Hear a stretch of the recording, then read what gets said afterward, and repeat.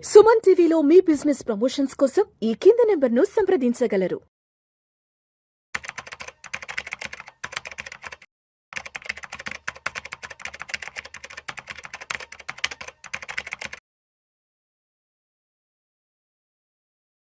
ప్రేక్షకులకి మీ రామచంద్రమూర్తి నమస్కారాలు.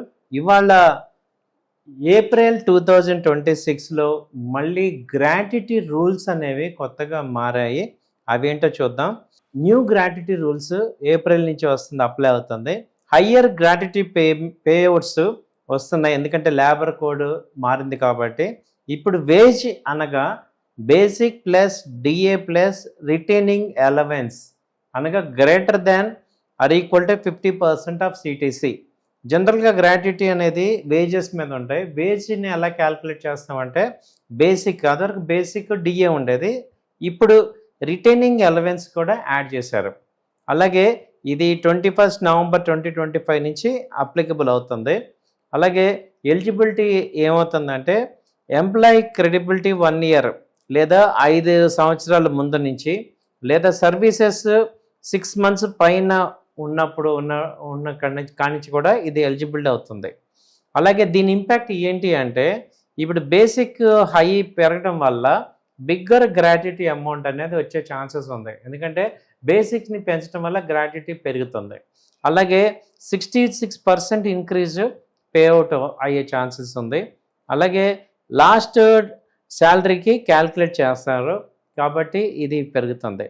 అలాగే శాలరీ మీద ఇంపాక్ట్ చూసుకుంటే టేక్ హోమ్లో కొంత తగ్గుతుంది, ఎందుకంటే హయ్యర్ పిఎఫ్ కాంట్రిబ్యూషన్ అవటం వల్ల టేక్ హోమ్ శాలరీ తగ్గుతుంది.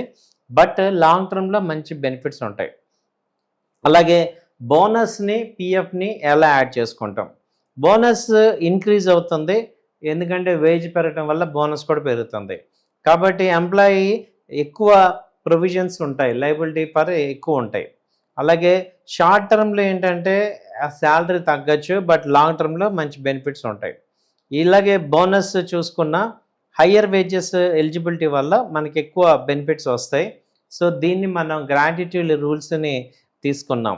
అలాగే ఇప్పుడు ఏప్రిల్లో ఇంకొకటి ఏంటంటే బ్యాంక్స్కి దాదాపు 14 రోజుల పాటు హాలిడేస్ ఉన్నాయి. ఇది ఆల్ ఓవర్ ఇండియాలో. అలాగే కొన్ని స్టేట్స్లో మారచ్చు, ఇంక్లూడింగ్ హాలిడేస్ అన్నీ తీసుకుంటే. ఇప్పుడు మనం చూసుకుంటే బ్యాంకింగ్ కాబట్టి ఏంటంటే బ్యాంకింగ్ ట్రాన్సాక్షన్స్ హెవీగా చేసే వాళ్ళందరికీ ఇది ఒక రిమైండర్ లాగా చూస్ చేసుకోండి. ప్రజెంట్ ఇప్పుడు 2వ తారీఖు 4వ శనివారం ఆదివారాలు కూడా ఇంక్లూడ్ చేస్తే ఎలా ఉంటుంది అనేది చూసుకుంటే ఏప్రిల్ 1 దేశవ్యాప్తంగా వార్షిక బ్యాంక్ సెలవు దినం. ఏప్రిల్ 2 వచ్చి ఈస్టర్ ముందుండే పవిత్రమైన గురువారం.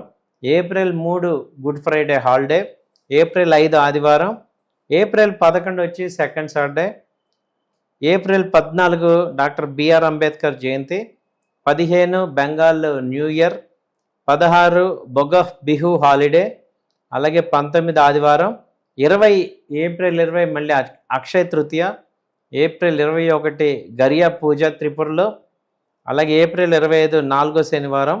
ఏప్రిల్ 26 వచ్చి ఆదివారం. కాబట్టి టోటల్గా బ్యాంకు పనులు అన్నీ కూడా ముందే ప్లాన్ చేసుకోవటం అనేది బెటర్ అనేది చెప్తున్నారు. సో ఇదండి. కాబట్టి బ్యాంక్ హాలిడేస్ని అలాగే మీ గ్రాట్యుటీని రెండింటిని కూడా చెక్ చేసుకోండి. థ్యాంక్ యూ అండి. నమస్తే.